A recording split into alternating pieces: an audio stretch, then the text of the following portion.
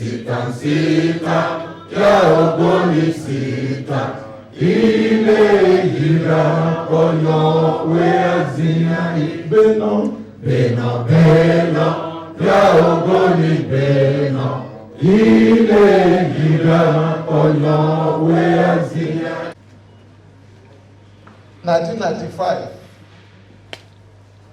10th of November, which is about a month from today, in 1995, the Nigerian state carried out one of the worst things that they have ever done to any human being or any nationality in this country by sending one of their best to any grave.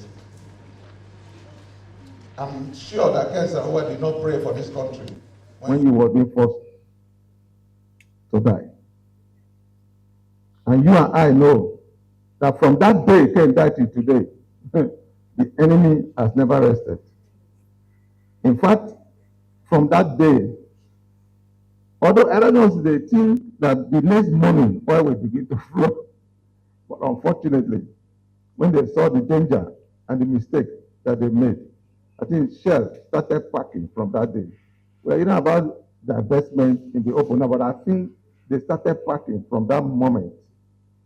Although when Ken said from today, Shell will declare persona non grata in Ogoni, we knew that they will no longer be part of Ogoni. But leaving Nigeria, we did not envisage that until when Ken was on trial.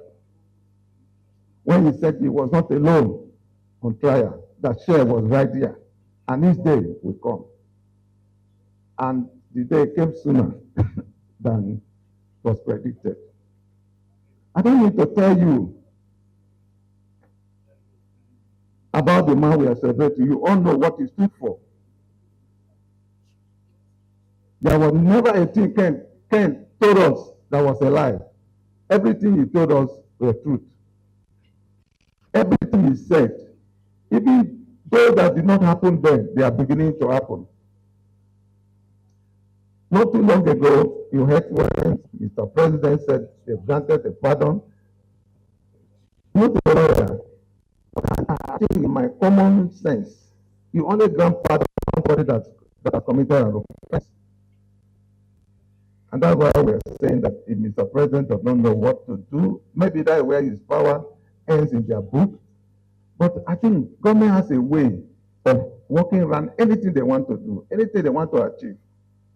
They have a way of going around that. When they declare a state of emergency in Rivers State, they suspended all laws, non-laws, including the laws that said that if you want to conduct election, you should have 90 days or so. They suspended it. Everything was suspended. Now, when they were making jokes or trying to say that they want to take oil that has blood in it, I think they woke up one morning, just signed paper saying we are giving you a university. You and I know that university does not bring out oil. You don't joke with people to that extent. Universities that are giving to people plenty, almost to some girlfriends and brothers. You think that you will just say, okay, you people don't know anything. I'm giving university, I take your oil. How many oil wells in Abuja have? Look at what oil wells have done in Abuja within very short period of time. The gold in Zamfara, everything that is happening there, has government gone to Zamfara any day to ask Zamfara to bring money for the gold? They made their gold and they take it. Is it the one that God gave us that should be for everybody? It shouldn't be. Oloibri, we all mentioned Oloibri, but Oloibri as a community is not the first place where oil was first found in commercial quantity. That community is called Akpoti-Uduaghan. The Oloibri field Shell named it after the clan. There is an Oloibri clan and an Oloibri community. Out of the 21 oil wells from which Shell extracted crude oil, 18 are owned by Akpoti-Uduaghan community, 2 Otogidi community, and 1 Opome community. This record has to be straightened Because we always mention Oloibri. It is Otabage community where the Oloibri oil well 1 was found. Having said that, let me say I am an Ogoni from Ijo. I've listened and all what you've said is true. Ken Saro-Wiwa in well-attended events, occasions, appealed to Nigerians and the friends of Nigerians or Nigeria that justice should be done to the people of the Niger Delta before the curtain falls. He also said, something about the coming war in the Delta. And after he published that article on Daily Times, his column was axed. They denied him expression in that column. And today, the war has come since. The Niger Delta has been militarized. Militancy came. And up till today, we can all witness the fact that for killing Ken and the other Ogonis, the entire Nigeria has not rested. Militancy came, kidnapping started, and today, all nooks and crannies, we are all victims of kidnappers. You go to the north, you go to the east, you go to the west, everywhere, kidnapping. If the Nigerian nation that believed in its iron ox and the gun and the bullets had called Ken, my brother, come, fellow Nigerian, come, how do we solve this thing that you have seen in terms of injustice? There wouldn't have been militancy.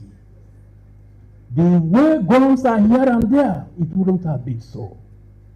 And that is why I want to appreciate, as a disciple of Ken Saro-Wiwa, when Socrates was to be killed, he said, younger ones who are tougher will come.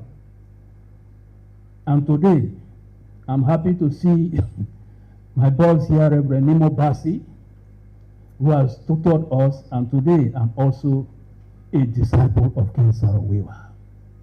And so, the lesson here is, whether it is in your family, community, organization, or wherever, when a little problem is coming, look for a way to solve it.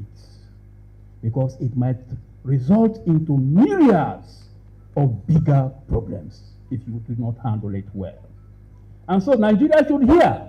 I want to use this opportunity that I'm standing here to say, because of the injustice against the people of the Niger Delta, which Ken Saro-Wiwa championed to address, and that you did not address it, you killed him and the other Ogonis, tried to level the entire Ogoni people.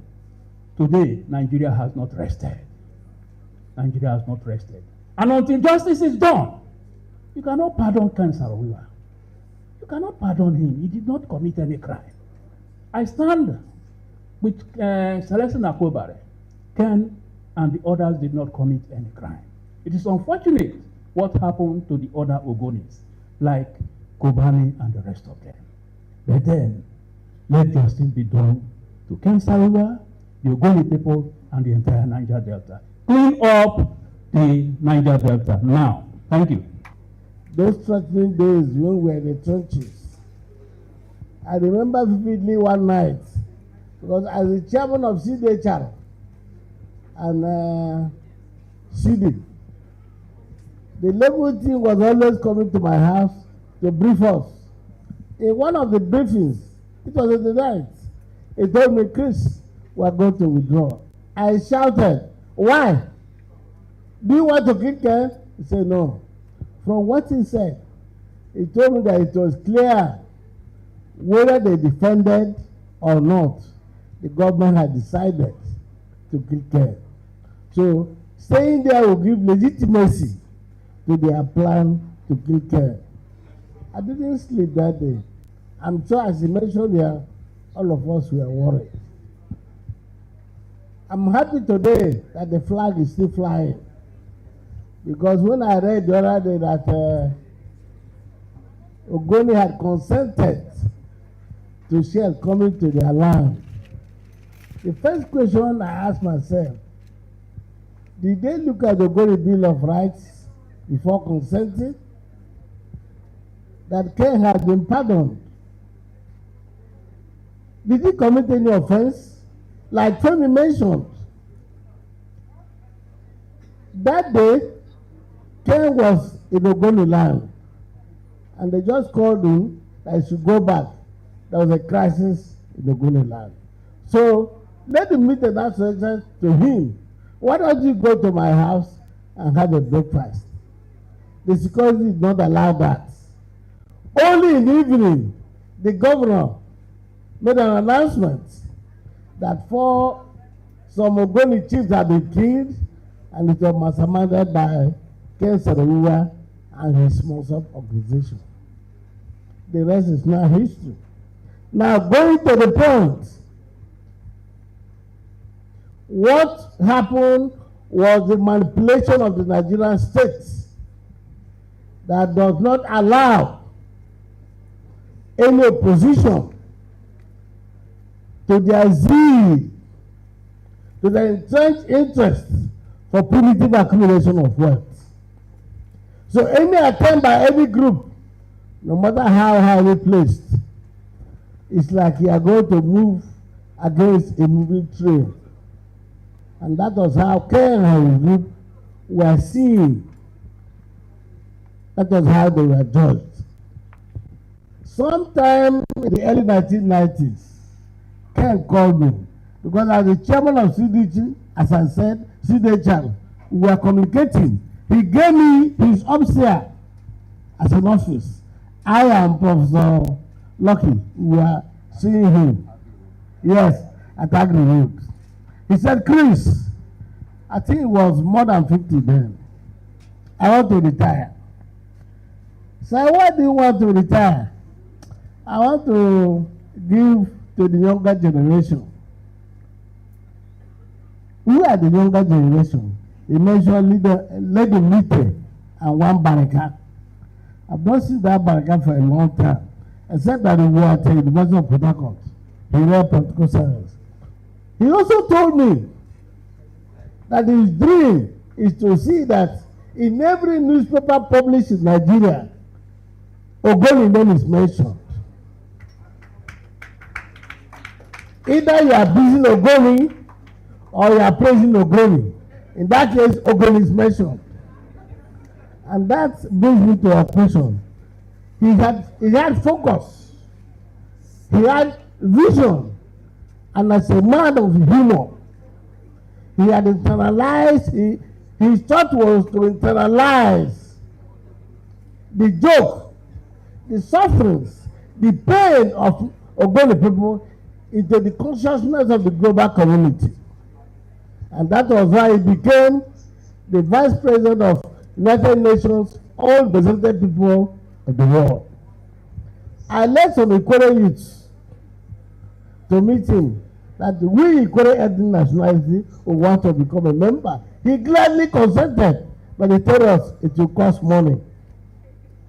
We didn't actualize that dream until he died. What are we going to say again to maintain his legacy? Ken had already maintained, dug the foundation for his legacy when he said, as his allocutus, this is a dark day for Africa. And we're feeling the pain up to now. You remember, as Femi said, when Nelson Mandela discovered that Ken had been killed, he called Abacha a thoughtless leader. For Ken Saro-Wiwa, who is always seen as a bastion of pacifism, to make that statement to a military head of state means that that was the end of authoritarianism. What we are doing today is to sustain his energy. I'm happy too that what is happening today demonstrates clearly that not the Ogoni people have agreed for Share to go back. Have they cleaned the environment? Have they paid compensation to those people killed by Okutimo? Who told us that there are 100 ways to kill a human being? He had just experimented on 20, and the Ogoni people are crying. Has there been any official apology? My reaction is I will continue to fight. As I told them the other day, Ogoni has become the fulcrum of human rights defense, environmental defense, protection, not only in Rivers State, but in Nigeria. Any attempt to withdraw, it means you are causing what I mean a suicide, not only to Rivers people, but to Nigeria. Carry the flag flying, and all of us will follow you. Like Femi has said, anything it will cause us to make sure that his dreams, his vision, and all he labored for are protected. There are many people here that are ready to even lay down their lives, because it was not fight only for Ogoni people. You remember, after the publication of Ogoni Bill of Rights, there was an avalanche of groups writing their own declarations. I remember a Pro Rescue Charter. We got our inspiration from Ogoni Bill of Rights. I also remember the declaration from the job people, the Akalaka Declaration. They all derived their inspiration from that. So why do we do have that effort? History and posterity will not judge us right. And I'm sure as we are here today, whatever Ken is, as an African man, as a Pan-Africanist, I'm sure he's seen us. And he's happy. My debts, my struggles will not go in vain. This hall you see here, I don't know why the Eze Christian should forget. This was the same hall when the United Nations rapporteur came. He was the chairman. It was the same hall. If I had to speak on that alone, I know it will even take me an hour. Let me give you a little brief. There's a woman I would have expected to see here. When I was in the cell, SIIB, one tall woman, she was the leader of FOA. Tall woman, I think that was 1994. I think Federated Union of Ogoni Women. Ogoni Women, yeah. A night before the rapporteur came, a day before they came, we had a meeting in his house. That is Ngboba. We held a meeting there. Because Okomo was boasting that all that the federal government did in executing Ken Saro-Wiwa was in the best interest of Nigeria. And traditional rulers and those in river states were almost of the same mood, either through quietism. Nobody said anything. Himself, as the leader, my humble self secretary, late Anyakwe, and a few others, we held a meeting that will go to the tribal to meet the rapporteur. We had a meeting in his house. In the afternoon, we came in here. When we say we came in, we had to look for ways to come in here. They said we should come in the night. So in the night we came. I had a beetle. Intentionally, the front seat of the beetle was removed so that in case of anything, the one person sitting in the back and run away. Myself, I run away. By 8 p.m., we were here to register that we will be there the next day. Himself, we were still young men there. All Ogoni persons of any, they cannot come out. So it was those of us that were not of Ogoni extraction that can come out. That same night, after we had been able to register that we are going to be present, we are now going out. I was driving. Himself was at the back of my beetle. Anyakwe was behind us. Later Anyakwe of the history of human rights and humanitarian law. Immediately we passed the same gate. They now discovered we were passed. They held Anyakwe and took him to a military barrack. The next day we came. After we had finished here, we now pleaded with the rapporteur that they should escort us out, which they did. Because Nkomo could not believe that people can take that risk to come and give another version of the story. Because it was going to be a mono dialogue.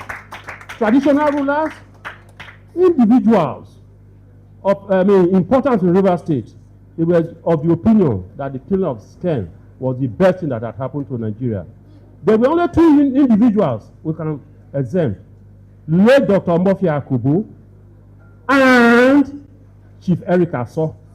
Because when I was in detention, we couldn't get any lawyer from here. He got one. They had to give us money. Then Femi too was in detention. That's FF was in detention. Then from detention, he directed Bello IJJ of Blessed Memory to be coming to Port Harcourt.